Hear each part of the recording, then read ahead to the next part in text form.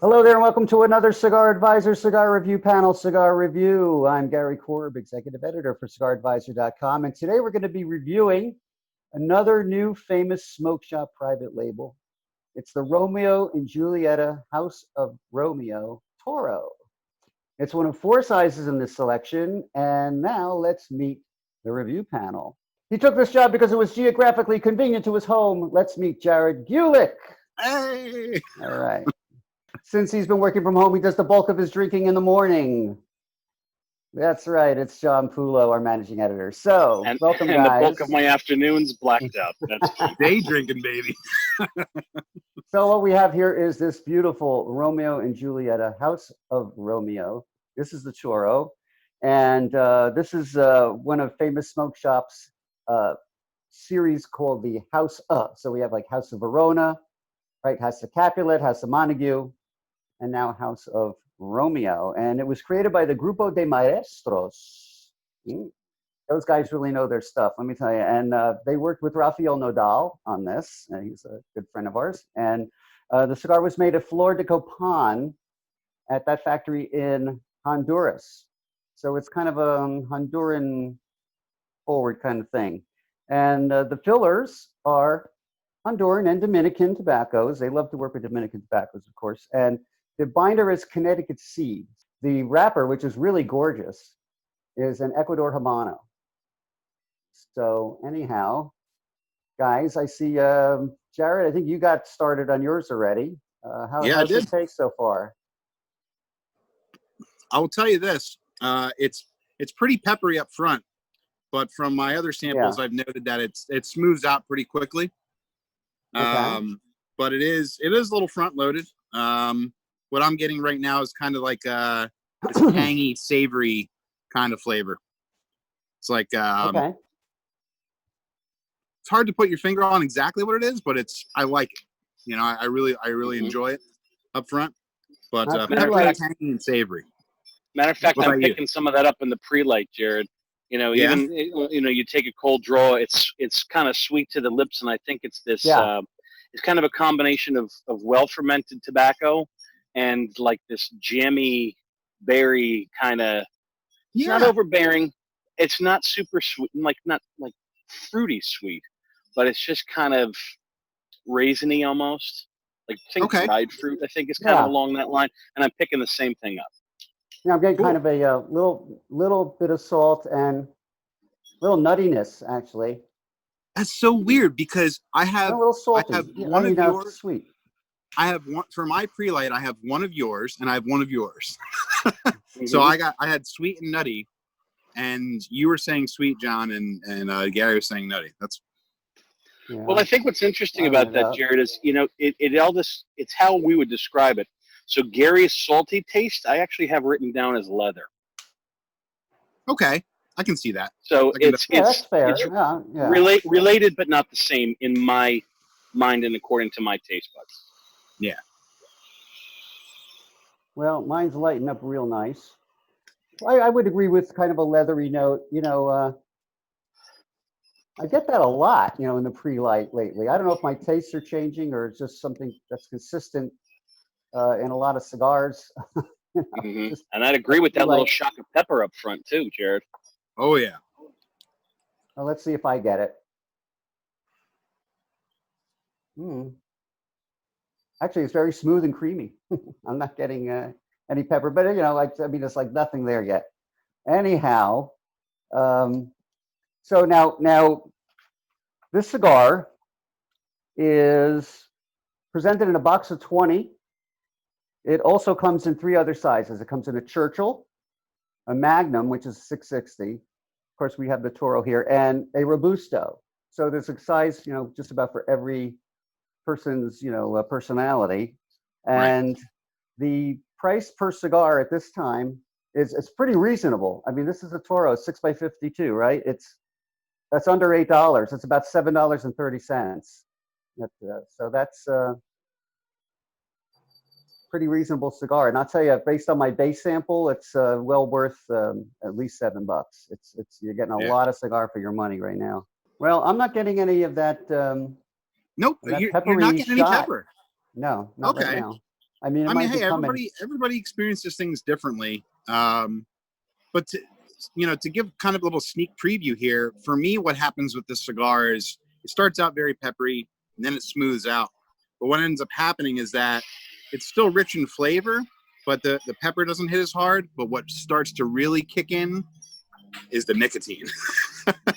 The nicotine will get to you on the cigar after a while. Yeah, and that's a lot of cigar. Mm-hmm. Yeah, and it's really this is a lot of cigar. It's really. I'm writing that down. We're going to circle back to that point a little bit later because it's really well. I mean, it's beautifully done. I mean, look at this wrapper. Yeah. I mean, it's absolutely gorgeous. It's like no flaws in it. And John, I'm going to ask you to sure to comment on where does this fall in the the series. We have these 4 House of blends. They're all exclusive and famous. They're all really well done.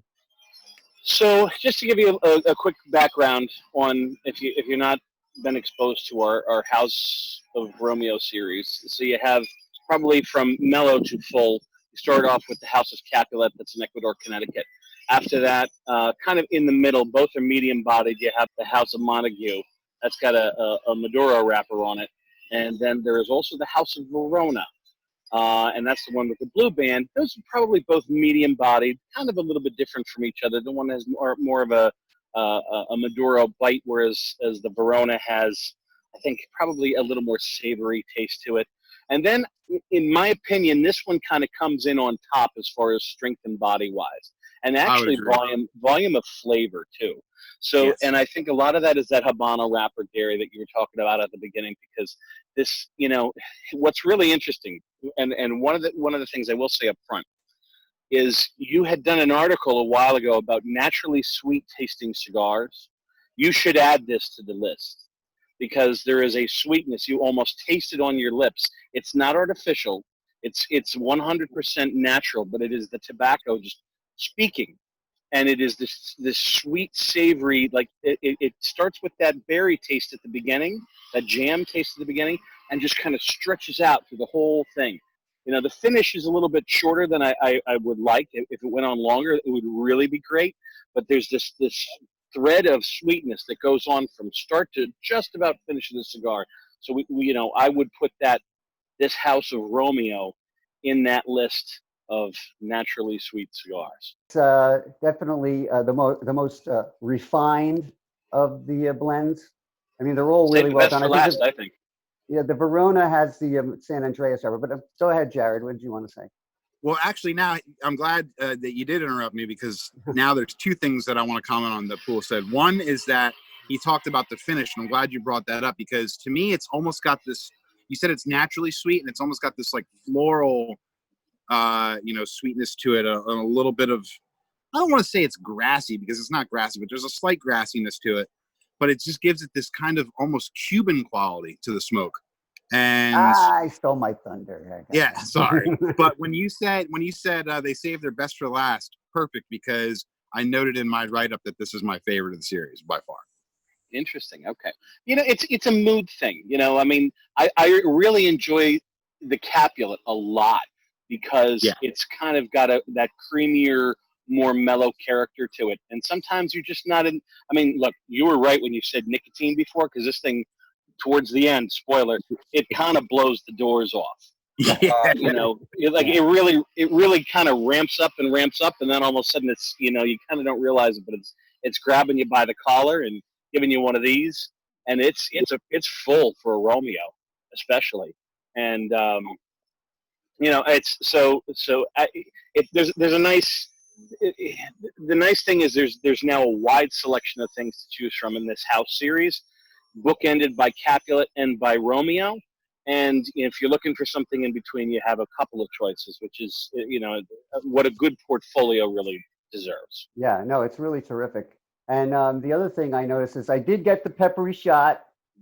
It finally showed up. But it's now, what you guys were talking, it's now rounded out, but it does tend to build, and I do like the fact that it has this like really nice floral aroma.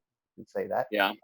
And it just has like sort of a Cuban-esque quality to it. I mean, I think you'll notice too, and mine isn't showing up yet, but as you smoke the cigar, you'll notice that the oils start to come out of the wrapper too, and it gets a little oilier and almost looks like a Cuban wrapper.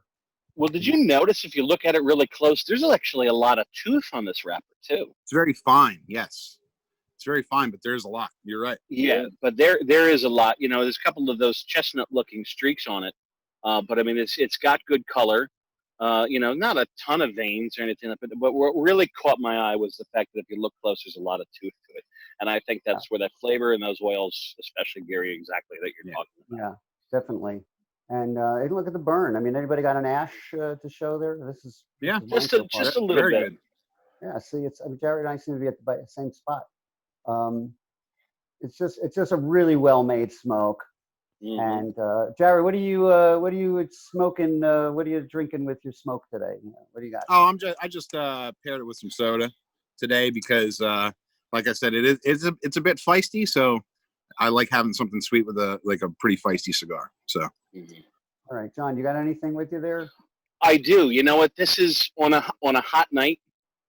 This is awesome with iced coffee, and less you sweeten the coffee, the better. So, you know, think like almost unsweetened cold brew, because I think, you know, there are some flavors that come on, especially later on. You know, I got a quick sensation of kind of like, you know, there was kind of a vanilla sweetness to it and a little bit of coffee bean in there. And, you know, when those parts of the cigar hit and you're having a nice coffee with it, especially in the hot summer we've been having, boy, does that jive really, really nice. No, mine's just you know, like your commercial brand iced coffee, so it's sweet, but it's very refreshing and it goes well with this cigar. You know what? Now that you said iced coffee, it just made me think of this, but I think iced tea would go really well with this too on a hot day. Sure, absolutely. You know?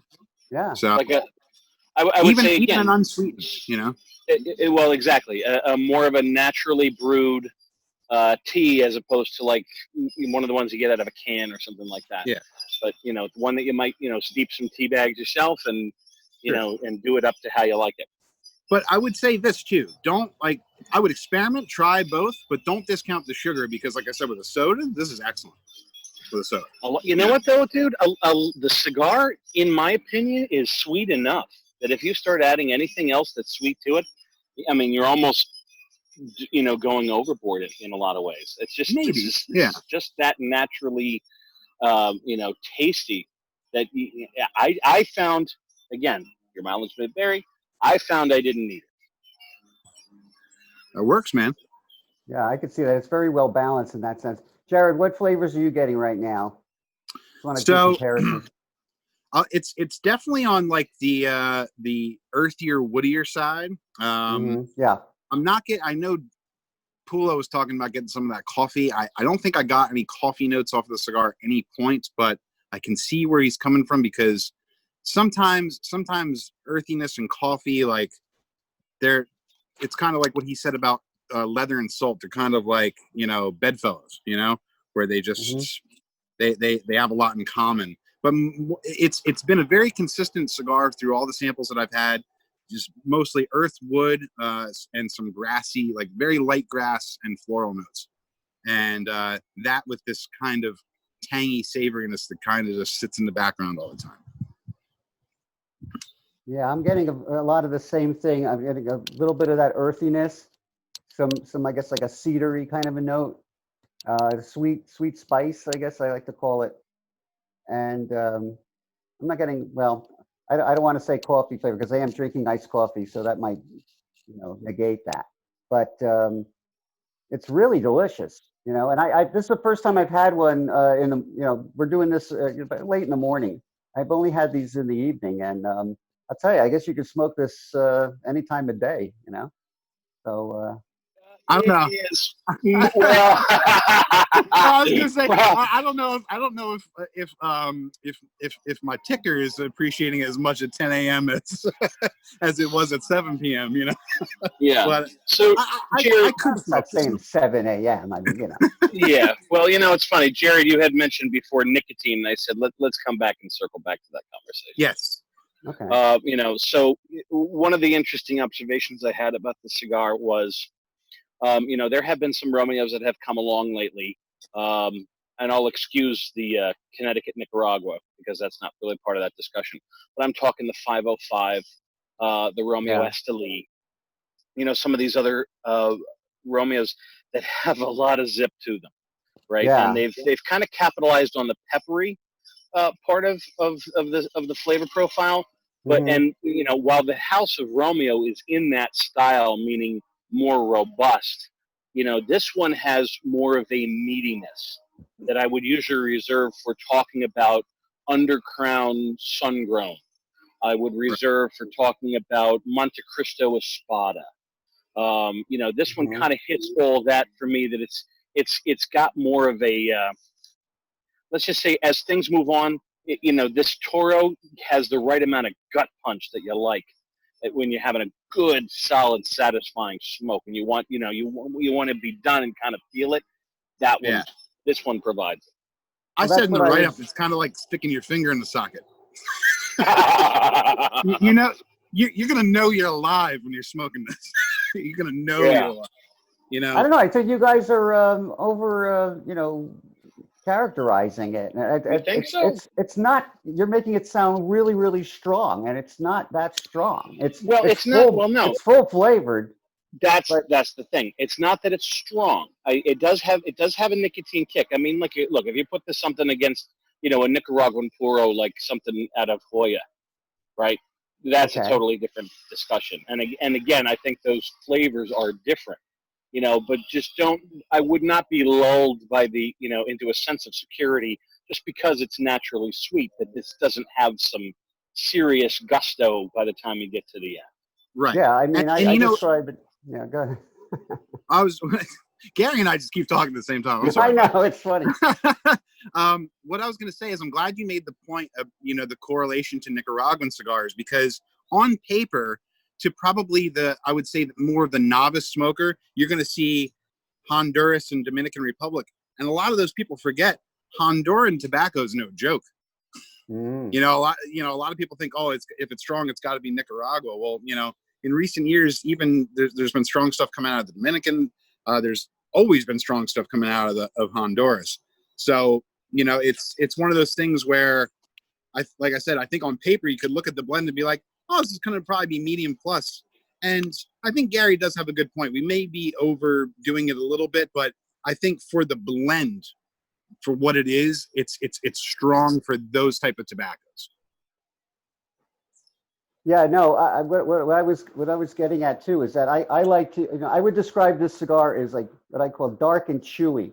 You know, the smoke is really nice, has a nice texture to it, and it's got layered flavors. You know, I mean, it's like I said earlier, it's refined. It's a really, you know, I mean, okay, you know, there's some guys that would probably love to have this, you know, in the morning or whatever, but you know, it really probably is better for relaxing with in the afternoon or in the evening with, you know, with good bourbon or rum, you know. But you know, everything that I've had in the last, say, couple of years that Grupo de Maestros has worked on, and I'll even include Rafael with that because he's done a lot of stuff with them.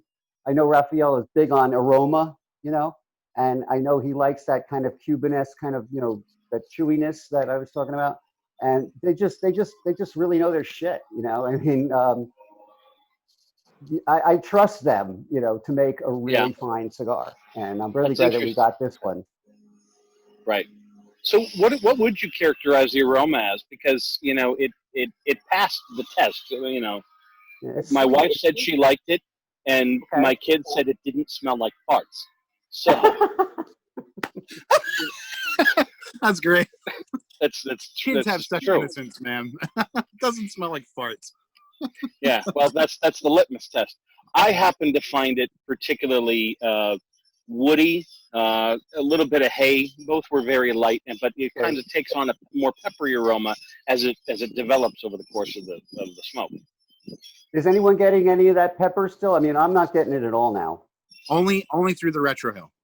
Oh yeah, I was going to ask about that. All right, so yeah, I mean, I can see the Retro Hill being kind of peppery because it did get up smoke did get up into my nose as I was smoking it. Yeah. Yeah.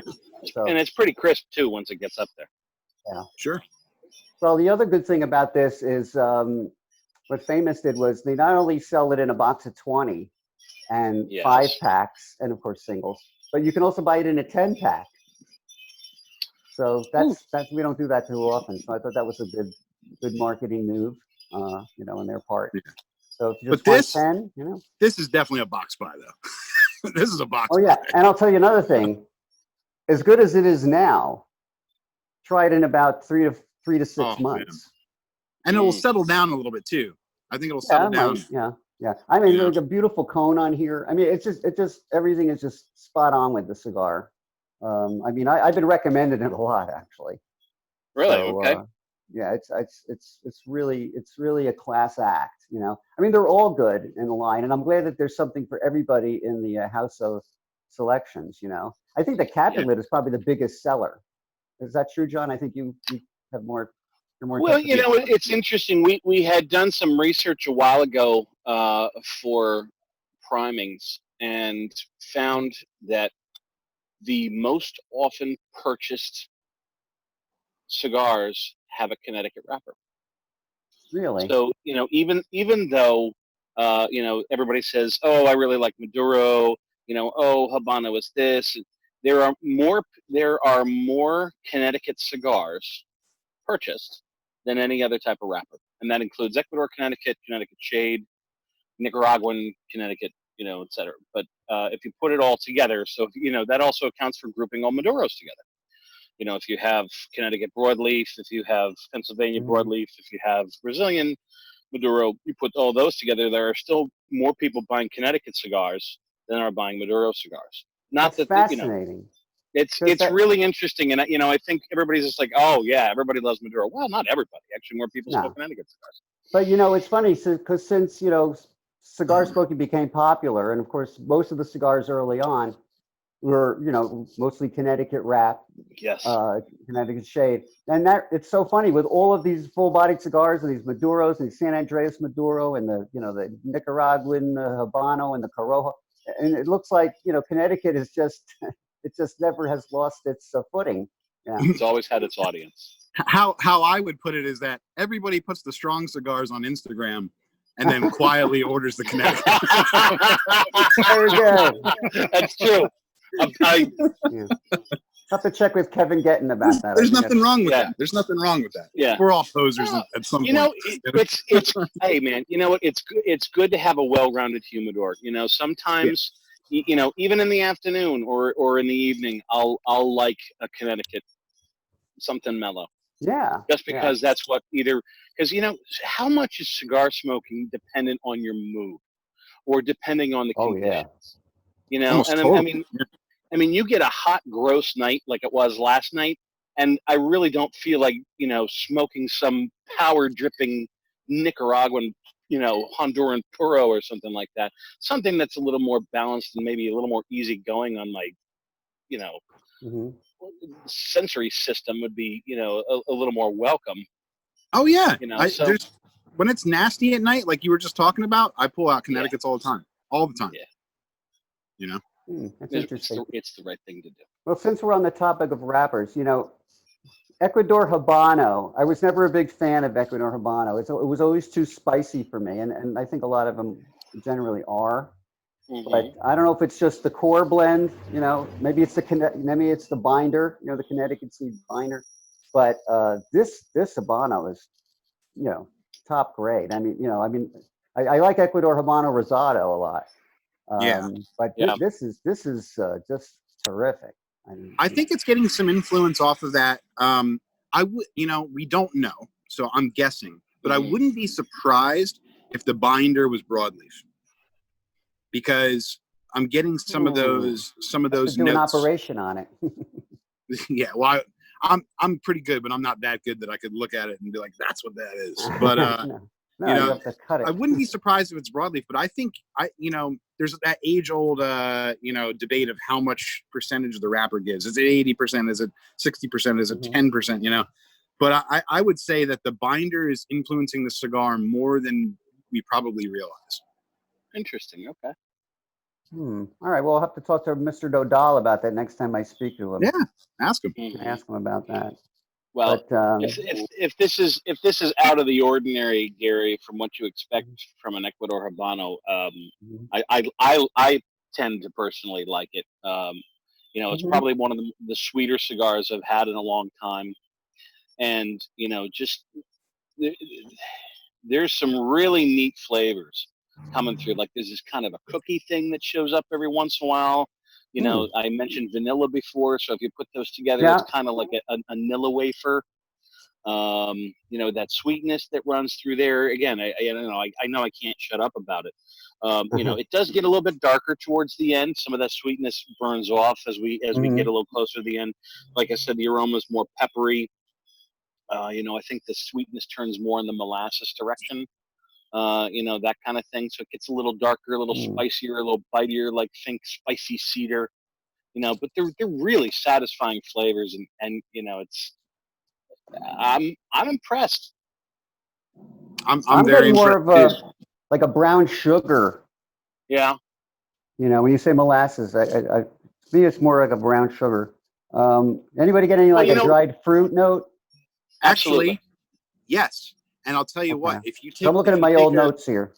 If you take a draw of the cigar, this is, take a draw of the cigar and chew on it a little bit. And I've explained this in panel reviews in the past, but chew on it a little bit, and you'll instantly notice how the fruit comes back, like strong. So I'm going to try it right now.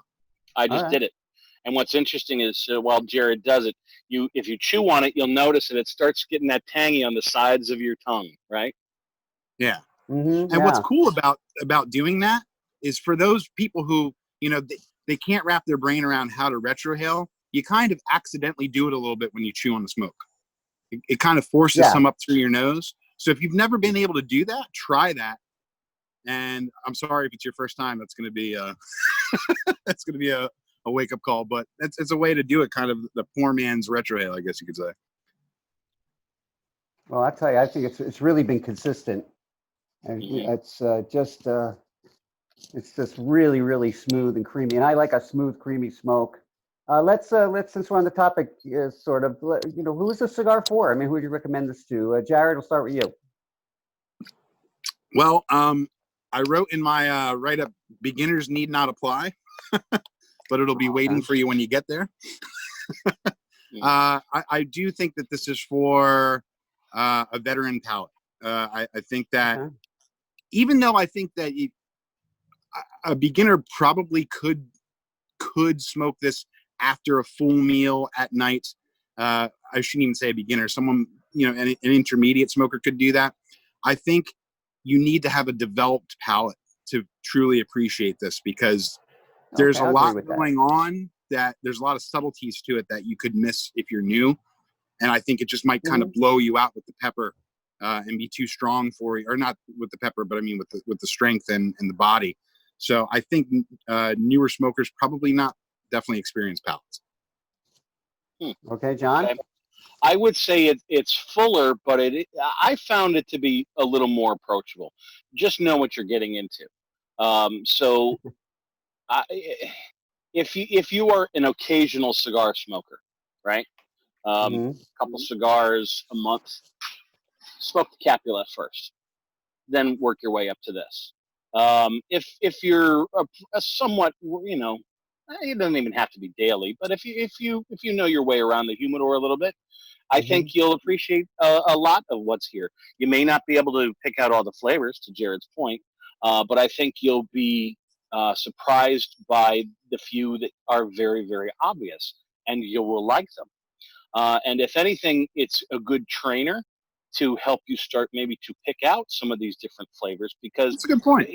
It's not wildly complex, but there are enough different things going on that you can say, you'll sit back and you'll say, I know that tastes like something. What is it? And it'll get you thinking about it. And those are the kind of exercises that help develop your palate. Excellent point. I know. I agree. I'll change my answer to yours. I will take what's behind door number 2. Thank you. Yeah, well, I guess I would sum it up by saying this is a real cigar smoker cigar. It's just really solid, you know, and I like that. And I'm kind of getting into these cigars. Like we've had, you know, we've had a few of them recently, like the Puros Huérfanos and things like that, that have just been really just solid, you know, just nice, good, you know, well balanced cigars with lots of flavor coming out, but not like overpowering, you know, heady kind of, you know, knock you out. I'm just loving it, you know. I mean, I really do. I think it's terrific. Gary, And there's I a like, lot to like. There yeah, is. and I'll tell you, there's no, you know, I mean, when it comes to these, like John, you brought it up earlier. When it comes to Romeo and Julieta cigars, there's like what 1,000 of them now, like something like that. Like I got 842. 800. Yeah. You know, so you know, there's something for everybody. But I'll tell you, in terms of value, certainly the famous, you know, these exclusives for us are terrific in terms of, you know, price point, and you know, there is a cigar for every, you know, level, depending on, Yeah. you know, what you're all about, what you're happy, you know, what you got going on. Anyway, anyone else have anything to say on this Yeah, one? I'll just add this, that you know, everybody has their preference on size. So you know, you obviously know you better than we know you, but we did try pretty much all the sizes, and all unanimously came to the conclusion that the Toro just kind of spoke to us a little differently than all the rest of the sizes. So if you're looking for a good starting point and want to try the cigar, I definitely would recommend the size. It's, you know, it's a popular size anyway, but I think it's the best of the bunch as far as the sizes. That's interesting. I would say it depends on what you want out of it and Right. where your tastes lie. Because there are some people who, you know, they prefer the spiciness of, you know, that kind of feels like Rafael Nadal walking across their tongue in golf shoes. You know, that kind of that kind of pinprick of pepper and spice and all that kind of stuff. You know, and if you like that, this I think this blend will provide some of that in the smaller sizes, or I should say the thinner ring gauges. So Right. if you even as big as the Robusto, you can get away with sensing more of that. It's less. There's still some of that sweetness, but it's definitely got more of that Habano burn. You get up into the Magnum. The Magnum is a 60, but it's a big 60, and it's even a little bit big for me. But if you like big ring, I think you'll really like that. The only difference I found that happens to be not as sweet. And you know, again, if you don't want that, then I would say trend for a larger size. And the flavors are a little bit more muted because there's less wrapper to go versus the fillers and binder. But I think you'll probably find it more medium in body, less spicy, less sweet, and more consistent. Yeah, I'd agree. If you like sweetness, Toro's the way to go. If you like pepper, I found the Robusto to be pretty peppery too. I'm about this. I'm just, you know, getting toward the midsection. I'm getting. It's starting to get a little bit more full in flavor at this point. You know, I'm getting a little bit more strength. You know, so I would say this is more of a medium plus. I mean, it kind of almost borders on full. You know, I think it's fair. I'll be honest. To me, it's full. To me, it's full. I would not classify myself as medium plus. I would classify as full, but I can understand why you would. And again, everybody's palate's different, you know? Yeah. I mean, at this point, I'm actually getting more of like that woody note and less of the sweetness. It is changing up. I mean, there is some complexity to this cigar, which I think makes it interesting too. John, would you agree with that? That complex? Borderline, yeah. It's got some interesting changes. Like, you know, you can kind of pick out some distinct flavors at different points throughout. You know, it's sweeter in the beginning. It's more of the spicy cedar towards the end, and the darker flavors, like I had mentioned. I think it's just to varying degrees, you know. And then there are all those fringe things that kind of come in, like that cookie taste, like that coffee taste. So there's, you know, so you have those consistent baseline things, and you know, you have kind of like an extra add-on, like a bonus flavor, if you want to call it, that kind of comes on at different points. So if you want to characterize that as complex, then sure. If you want to call it multi-flavored, that it sure is. You know, but I mean, it's not way to put it. What's interesting is the flavor goes up and it stays there. You know how some cigars will do this and kind of fall out and come up. Right. It goes up and it stays there, and it just finishes out that way all the way to the end. Yeah, I put lots of flavor, not many changes. I would agree that there's some subtlety to it, and I talked about that earlier. But yeah, it's more of like a static, but the complexity is in the amount that's put before you. You know, not so much as in the roller coaster ride that some cigars give. Yeah, I've got to ask you guys this question because this is sort of, I don't know, I've kind of been doing a lot of thinking about this, and I've just been asking a lot of guys about this question. Do you smoke the cigar all the way down to the end, regardless? I mean, if it gets bitter or somebody, or you just say, hey, I've had enough, and you put it down. Jared? No. Let me back that up. It's a two-part answer, yes and no. If it's a cigar that I know that I've smoked, a dozen times already before, if it starts going bitter on me, it's in the ashtray. Really? Okay. But if it's a cigar that's new, I'm going to smoke it down to the nub regardless, even if I'm not enjoying it, because it's my job is to tell you what's going on in the cigar. You know what I mean? So I have to let you know. And I've also had cigars that will get, maybe bitter toward the center for, 5-10 minutes, and then it changes and then it becomes better again. So it really depends on the blend and, whether I'm doing it for work or I'm doing it for personal pleasure. How about you, John? You just plow through it? I'll give it a chance. I was smoking a cigar not to be named the other night, and I lit it, and it was just like, this is not my kind of smoke. But it's just like, all right, you know what though? It was the first time I'd ever had it, and I'm like, well, let's see where this goes. Right. And it was your curiosity kind of gets to you, Yeah, your curiosity is kind of peaked, and after about a third of the way in, I'm kind of like, yeah, well, it's shaping up, but not shaping as much as I had hoped for. So if I let it go a little bit past halfway, I was like, you know what? I think I kind of get the MO on what this one is. But there are some others I know that, we'll find, other people have talked, or we've talked amongst ourselves, and, oh yeah, the sweet spot really hits just past halfway. And, even if the flavors are underwhelming at a certain point, I know that there's something good coming in store. I'll hang in there for a little while longer, and see if it's, delivers as consistently as it has in the past. But I won't be afraid to drop it a little bit past halfway if it's just, it can blow up in your face too, because that happened to me the other night where I was smoking a cigar and just wasn't doing it for me. And I was like, I got to go in 20 minutes, so I might as well just finish it up. And then like 5 minutes before I had to leave, it started like opening up, and it was like amazing. And I'm like, okay, of course I have to put it out in 5 minutes. Yeah. I mean, I've had a few where, I got down to the nub and I said, well, yeah, that's enough. And then just like out of habit, I'll pick it up. I'll say, whoa, it just, something happened, something good. It got sweet again, or it got, whatever. I mean, it was just, so I just think, I'm just curious about this, how people smoke their cigars. And I guess ever since Jack Tarano told me that he only smokes half a cigar. Really? This has really affected me. That's interesting. We've always talked about the cigar. The cigar it's time to put out the cigar when you're done with it. And that's all that matters. There's no rule, it's your preference. I'll tell you, this thing has a lot of nice thick smoke, though, doesn't it? Yeah. Coming out, man. It's like a real steam pipe. I love it. So anyway, any final thoughts on the cigar before we close up here? I think we covered it all, man. I really do.